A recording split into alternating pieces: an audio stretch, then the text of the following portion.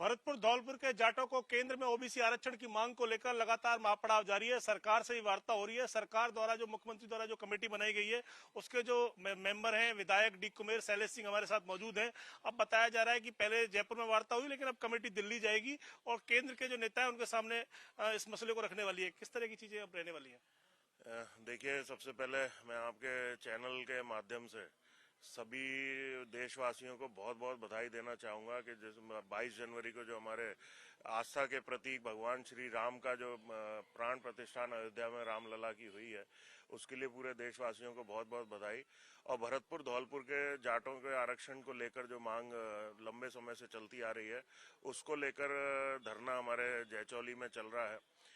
मैं खुद वहाँ गया और उसके बाद में एक समिति मुख्यमंत्री जी ने सरकार की ओर से बनाई, जिसमें हमारे पीएचईडी मंत्री कन्हैया लाल चौधरी जी उनकी अध्यक्षता में अविनाश गहलोत साहब जो हमारे समाज कल्याण मंत्री हैं वो, और माननीय विधायक जगत सिंह जी और मेरे 4 लोगों को मिलाकर एक कमेटी उन्होंने गठित की। और उस कमेटी से वार्ता जाट आरक्षण संघर्ष समिति के जो प्रतिनिधि मंडल है उनकी वार्ता भी हुई है। और उस वार्ता में तय हुआ है कि दिल्ली में ओबीसी आयोग के सामने वो कमेटी जाएगी और जो भी वहाँ पर प्रक्रिया होगी उसको फॉलो कर कर जाटों को आरक्षण दिलाने का काम समिति करेगी। निश्चित तौर पर सरकार की सकारात्मक रवैया है और मुख्यमंत्री जी क्योंकि खुद भरतपुर के रहने वाले हैं और भरतपुर से ही आते हैं, तो भरतपुर से खासा लगाव उनको है और निश्चित तौर पर उनकी मंशा है कि भरतपुर धौलपुर के जाटों को आरक्षण मिले जो लंबे समय से वंचित आरक्षण से रह रहे हैं। तो मेरे को पूरी उम्मीद है कि भरतपुर धौलपुर के जाटों को आरक्षण मिलेगा।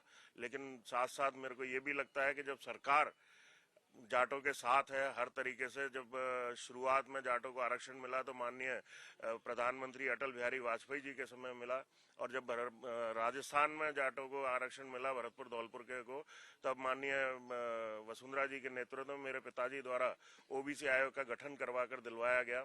और अब फिर से भाजपा की सरकार उनके जाटों के साथ में पैरवी करने के लिए तैयार है, तो मुझे नहीं लगता कि आंदोलन की कोई इसमें जरूरत है। शैलेश जी, ये कमेटी कब तक, आप भी खुद मेंबर हो, कब तक ये कमेटी दिल्ली जाएगी? लगातार इस तरह की बात जिस तरह चल रही है, लगातार पड़ाव को 12वां दिन है, 12वां 13वां दिन आज हो जाएगा, क्योंकि लगातार लोगों में की मांग है। और जिस तरीके से पूरे जिले के लॉ एंड ऑर्डर की बात करें, हालांकि संघर्ष समिति के लोग कह रहे हैं कि हम सरकार से सकारात्मक है, सारी चीजें अच्छी हो रही है, लेकिन फिर भी कहीं ना कहीं जो अंदेशा है कि भाई अगर कहीं बात कहीं अटकती है तो फिर चीजें खराब हो सकती है। तो वो कवायद कब से शुरू हो जाएगी, कब तक आप लोग दिल्ली जाने वाले हैं? देखिए, सबसे पहले तो मैं आपको ये बताना चाहूंगा कि कुछ हमारे नेता ऐसे हैं जिनको जनता ने बेरोजगार कर दिया।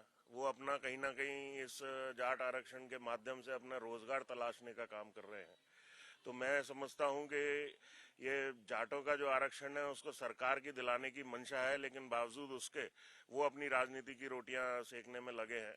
मैं तो इतना कहना चाहूंगा कि 28, 29 और 30 में राजस्थान में विधानसभा का सत्र रहेगा। विधानसभा सत्र के बाद में माननीय हमारे पीएचईडी मंत्री कन्हैया लाल जी भाई साहब दिल्ली बात करके समय लेंगे और हमारी समिति वहां पर जाएगी। ये थे डॉक्टर शैलेश सिंह डी कुमेर विधायक, जिनका कहना है कि मुख्यमंत्री का रवैया सकारात्मक है, सरकार का रवैया सकारात्मक है।